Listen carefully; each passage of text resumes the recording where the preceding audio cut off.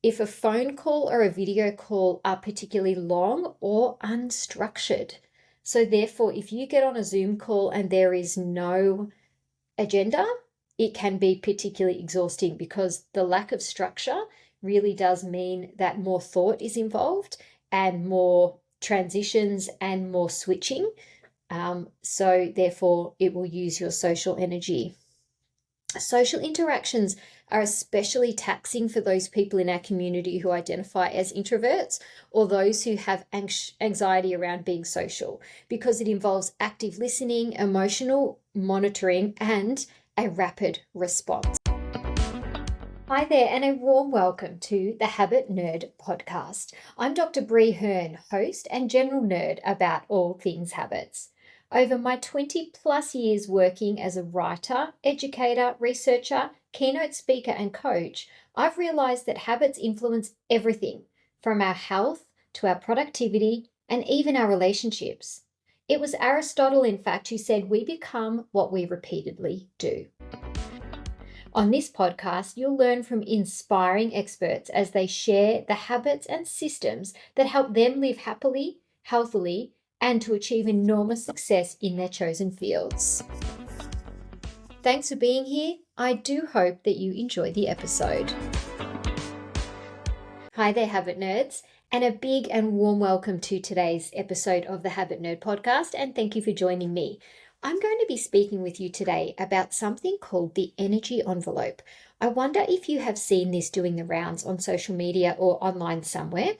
I will link it in the show notes, and I will also put a copy of the visual table that accompanies this idea of the energy envelope on my Instagram over at The Habit Nerd, so you can have a look at that. But basically, the reason I'm interested and excited to talk to you about this idea of the energy envelope today is because for those of you who know me, I have got a history of some energy issues as a result of chronic fatigue syndrome in my late 20s. So I have got a very deliberate and intentional relationship with my energy, where to expend my energy, and I'm very careful and intentional and sometimes a little bit over the top about the best use of my energy, because I know it is a finite resource, and I know that illness and burnout is just on the other side of doing a little bit too much. Now, the energy envelope was created to help people, especially those with chronic fatigue or long-term illness, avoid making their symptoms worse by pushing themselves too hard. But obviously, this is not just the case for people who are at risk of a chronic illness or who are suffering from a chronic illness and need to manage their energy. All of us in the world, in the contemporary society in 2025, are really pushed. We are multi-passionate. That means that we are doing paid work, we're doing unpaid work, we are caring for parents, we are caring for children, we are engaging in social activities, we have got a range of responsibilities, and therefore our energy is really pushed. So it was created, this energy envelope, by a researcher named B.E. Ainsworth in conjunction with patient advocates. It was created to prevent crashes caused by doing too much. It was created so that people could live more stable and functional lives. It offers a clear and self-paced strategy to manage our limited energy, and it gives people a sense of control over their daily choices. Now, have a think about energy like it's money in a bank account, and you only get a small deposit each day. If you spend too much, so too much physical energy, too much mental energy, or too much emotional energy, you go into overdraft. And you pay for that with physical symptoms like fatigue or pain, or you might get some brain fog. So the energy envelope is the safe spending limit for each day. If you stay within that limit, you feel okay. But if you go over that limit, even a little bit, you might crash and need days to recover. So therefore, the benefits of staying within your energy envelope means that you have fewer symptom flare-ups if you are prone to illness. It means that you have better long-term health. You have more predictability and control over where you can put your energy, and it gives you less anxiety about activity choices. So I remember when I was suffering from chronic fatigue, I would feel a real sense of anxiety if I was invited to a social gathering, because I knew that going to that social gathering would wipe me out for the next 2 days. And if I had to go to a social gathering on a Sunday and I needed to be at work on the Monday, I knew that that day at work would be really difficult and that I would be in a lot of pain if I was even able to go to work at all. So I will just give you a quick verbal explanation of something that is actually visible. But as I say, go to my Instagram on The Habit Nerd or look at the link in the show notes. Basically, there is an energy points chart. So it is like a table. Along the top, it says energy demand, and it's broken into physical, cognitive, thinking, and emotional, which includes social and spiritual. Then down the left-hand side, the high activity score is 10, and then the low activity score is all the way down to 1. So obviously, energy demands that are a 10, either physical, cognitive, or emotional, use a lot of energy. Then you go down the continuum, out of the red zone, into the orange zone, and into the green zone, and you would understand that doing activities in the green zone, which are allocated a 1, a 1.5, or a 2, are ones that require low energy of you. So therefore, you can track where your energy is going throughout the day. Now, the reason I find this really helpful is because even now that I am well, there are times, say for example, on the weekend, it will get to the end of Saturday and I will be exhausted. And yet it's not a work day and I've done no work. But what I have done is obviously expended energy in more ways than my body could afford to spend on that day. And I get a little bit angry with myself because I go to bed really tired. And the reason I'm angry is because I want Saturday to be a day of rest. And if I'm really tired from doing too many social activities, too many housework tasks, I've done too much physical, activity where I've hung out washing and carried baskets of wet washing, and I've done the grocery shopping and I've carried heavy bags up the stairs, and I've driven my girls to a couple of netball games, and I've stood on the side and cheered them, and then I've come home and I've prepared a meal, and maybe there's a social engagement in there as well. Whilst all that sounds like a fairly normal Saturday, for someone like me whose energy can be limited, that is too much. The use there is too much, even though I haven't opened my laptop or I haven't done any work, which is what I would think would spend most of my cognitive energy. Turns out you can use your cognitive, your emotional, and your physical energy in lots of other ways. So it might be helpful to tell you what some of the high energy tasks are. So if we're talking about the cognitive overload, so the cognitive middle column first, the most taxing activities on your energy are these, and they might surprise you, or they may not. One of the highest ones is long meetings or video calls. That's actually really familiar to me. If I get off a Zoom meeting that's gone for an hour and a half, particularly if it's with lots of people, I feel so spent. Another high energy task is solving complex problems at work. So this is things like coding or doing strategy sessions. Reading or writing, if it is intensive, is a high cognitive energy task. So if you're reading an academic paper or reading a report, or you're writing notes based on those things, this is where I spend a lot of my time in my academic work, where I'm employed by a university to do that work. It is very cognitively demanding. So it's definitely not surprising that I'm much more tired after reading a research article than I am reading my fiction novel when I go to bed at night.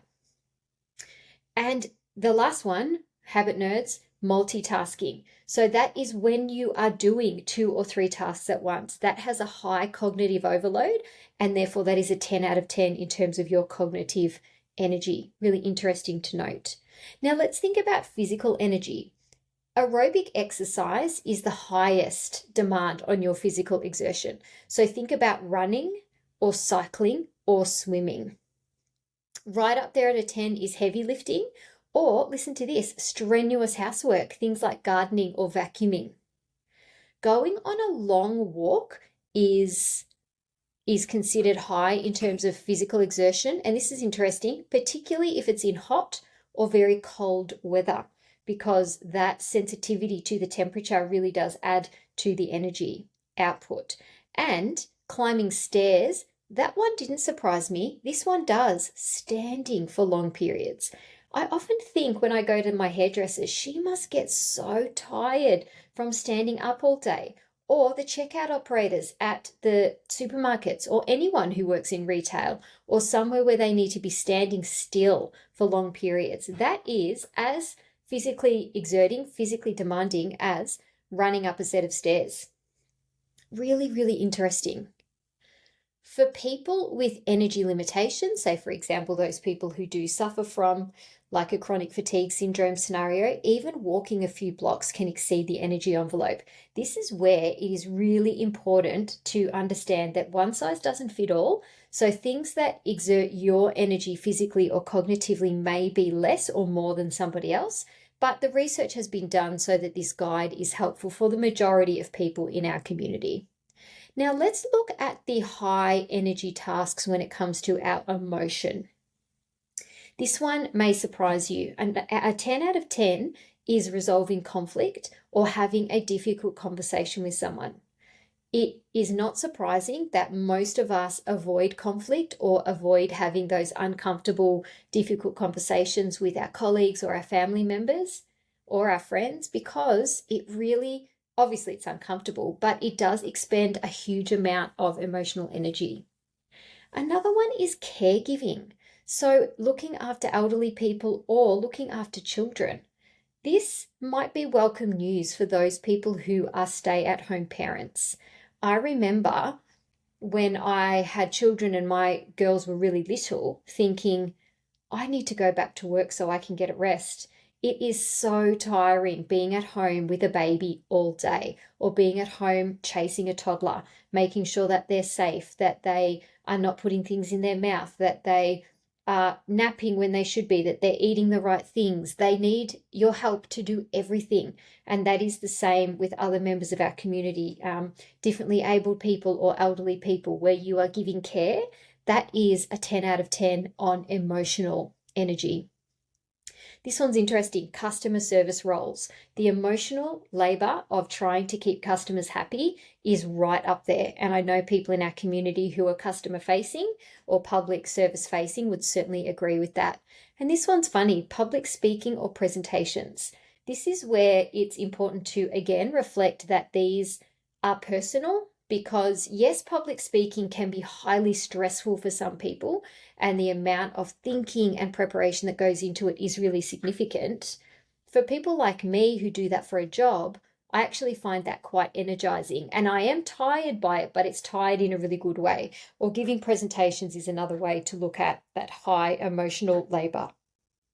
All of those things, so conflict resolution or having difficult conversations, caregiving, customer service roles, and public speaking and giving presentations, these require sustained attention, self-regulation, and empathy. And all of these are energy-intensive functions. Think about this one. Social interactions that really do drain our energy. Group events or social gatherings, and the more people that are there, the more exhausting they are. So that might be interesting for you to note. So going back to my earlier example where I'd feel anxious if I was invited to a social gathering, of course I wanted to go. Of course I loved seeing my friends, but I just knew how I would pay for that, because the conversations I would sustain, having to listen and respond and be a certain way socially out in the world, can be really, really emotionally and socially taxing. Networking is another thing, professional networking. A lot of people find that uncomfortable and a bit yucky and a bit fake. And for all of those reasons, it really does use a high level of social energy. This one's funny, phone calls. When was the last time, particularly if you are of a certain age, probably under about 40, that you wanted to make a phone call? We have become a generation of text messages or, communicators over social media or in short form. We very rarely pick up the phone for a long form conversation. As lovely as it is when we do it, it is socially exhausting. This is interesting too. If a phone call or a video call are particularly long or unstructured. So therefore, if you get on a Zoom call and there is no agenda, it can be particularly exhausting because the lack of structure really does mean that more thought is involved and more transitions and more switching. So therefore, it will use your social energy. Social interactions are especially taxing for those people in our community who identify as introverts or those who have anxiety around being social, because it involves active listening, emotional monitoring, and a rapid response. Now, this one, habit nerds, I bang on about a lot. Transition activities are really high on the energy envelope. So shifting between tasks rapidly, or what we might call context switching, is high in terms of your energy output. That's why multitasking doesn't work. And it's also an argument for leaving a 15-minute buffer between doing one task and then moving on to a task of a different context. This one's very interesting for me. Commuting, especially if there is traffic. I can't tell you how often I leave work feeling quite good, quite energetic. I sit in traffic on the way home, say I'm driving through the city in peak hour to get home. I am exhausted by the time I arrive home. I've just been doing the same drive that I do every day. There's no particular cognitive demand on me there, but I am absolutely exhausted. This one might be true for you, traveling or navigating new environments. As much fun as it is to go to new environments, to try different places, to go on holidays or to work in new environments, the new environment really does cause a level of exhaustion. So the traveling is tiring in itself. Think about when you've gone traveling and you need to transfer when you get to one airport onto another plane, or you need to work out a hire car situation. It's all of those aspects, particularly if it's new, that really do use up your battery, your energy allocation for that day. Even if they're short, these transitions can sap energy due to their unpredictability and demand for planning and attention. Now, the last thing I'm going to share with you is the sneaky energy drainers. So these might be ones that you're not particularly aware of. One is noise or light sensitivity. You can get really tired if you are in a very light environment. Say you're at a shopping center with really bright artificial light, or noise. So you might be working in a loud cafe. You will become much more tired. Your energy will be much more drained and taxed if the cafe you're working in is noisy compared to if it is quiet. Poor ergonomics. So slouching or having an awkward posture can really drain your energy. Environmental extremes. This was so true for me when I was unwell. Whenever it got really hot or really cold, or whether there was, and when there was humidity, my energy would drain. And it would be that my activities for the day wouldn't look any different. It would just be the weather that really threw me off, which is quite interesting. And this last one, my goodness, notifications and digital distractions. Think about how exhausting it is, or you might not even realize it, but you are being drained every time your email pings while you're trying to do your work, or while you are trying to have a conversation with a friend and your social media notifications flash on your screen. Every time you are distracted away from that conversation to look down at your phone, your energy is leaking. It is dripping. So it is a very sneaky energy drain. So, habit nerds, I just want you to think about what is the point in your own life of these energy envelope tasks, and think about how it might help you to stay within the envelope to avoid fatigue and setbacks that come from overexertion. Why we should care about this? Well, staying within an energy expenditure that is right for your body prevents burnout. For busy professionals or for parents juggling multiple responsibilities, consistently pushing beyond your energy capacity can lead to burnout. It can lead to cognitive fog or even health deterioration. Therefore, working out how to stay in the energy envelope that's right for you encourages you to be sustainable with your pacing and with your spending of that energy. Working within your energy expenditure that's right for you, this is so true for me, improves your productivity over the long term. While it might sound counterintuitive, slowing down can actually lead to more consistent output. Cal Newport talks about this. It's about embracing slow productivity, meaning doing 2 things in a day really well rather than trying to do 6 or 7 things and doing a subpar job of them.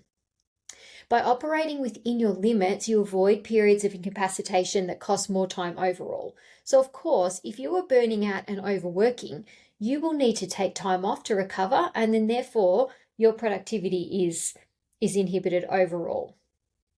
Now, this reduces the anxiety around energy use. Knowing where you fit in the envelope removes the guesswork from it. And this is important. It removes the guilt when you need to take breaks or to say no. It helps you as a busy person make strategic decisions about how and when to expend your energy. I think about this often. Every time I say yes to something, I'm saying no to something else. My energy is finite. So when I spend it on one thing, then somebody or something else misses out because I have already put my deposit in, and therefore there's less for something else. And B.E. Ainsworth is this idea of the energy envelope is evidence-based. It's self-regulation and it's backed by observational and clinical data, especially in those populations that have chronic fatigue. And it emphasizes this idea of self-monitoring, which is applicable even in high-performance settings. So I hope that helps you, habit nerds. I hope that it helps you as a busy person, especially those of you who are unknowingly operating near or over your physiological limits, to give you a simple yet transformative tool. I hope it helps you become self-aware, to track your symptoms and your energy use, to identify where your patterns are. And I hope it promotes a long-term resilience and emotional stability and productivity by aligning the effort that you give with the capacity that you have. Let me know over on Habit Nerd at Instagram if you find this idea of the energy envelope helpful, and I look forward to connecting with you on our next episode. Thank you for tuning in to this episode of The Habit Nerd. I hope you found some new inspiration, learned something new, or gained a fresh perspective. If you did enjoy the episode, I would be really grateful if you could please leave a 5-star review, as it helps the show get in the ears of new listeners, plus it should only take you 5 seconds. If you're keen for more tips and insights, then head over to Instagram and follow Habit Nerd.